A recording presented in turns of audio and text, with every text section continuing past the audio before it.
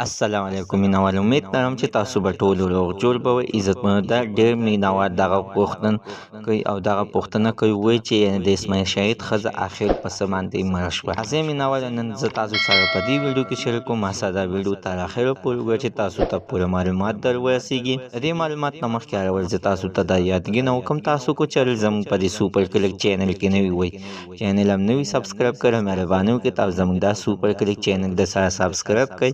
خوا کې سره د ټلې نشان ووهئ چې هر یوه نوې معلوماتي ویډیو تاسو ته په اسانۍ باندې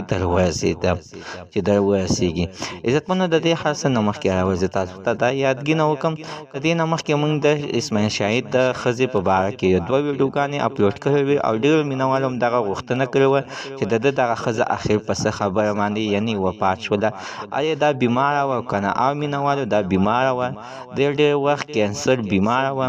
چې عزتمنو چا چې د وینې کینسر وي چې بدن یې وینه کموي نو ډېر وخت نه عزتمنو دا زیړ علاج وه خو د دا یعنې روغه نه شوله د الله پاک واخیستله او وفات شوله چې دا باندې عزتمن شهید دی اسماعیل شهید ډېر سخت خفه او تر اوسه پورې پرې خفه دی وایي چې دی ما سره ډېر ښه ټیم تېر کړی دی او په ډېرو فلمونو او ډرامو کې دی ما سره کار هم کړی دی.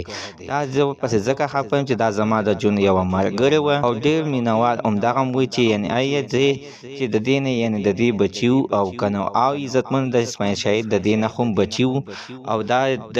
د اسماعیل شهید یعنې دویمه ښځه وه. الله تعالی دې وبخي عزتمنو د بخښنې وه ځکه عزتمنو چې په دې دنیا کې نه الله تعالی ګناهونه ترنه ورجول ډېر زیات سخته بیماري تېره کړله. زموږ د سره تر ننه زه معلومات د دې ځای پورې د نوي معلومات دپاره د سره زموږ دا سوپر کلیک چینل د سره سبسکرایب کړئ خوا کې سره د ټلې نشان ووهئ چې هر یوه نوي معلوماتي ویډیو تاسو ته په اسانۍ باندې در ورسیږي.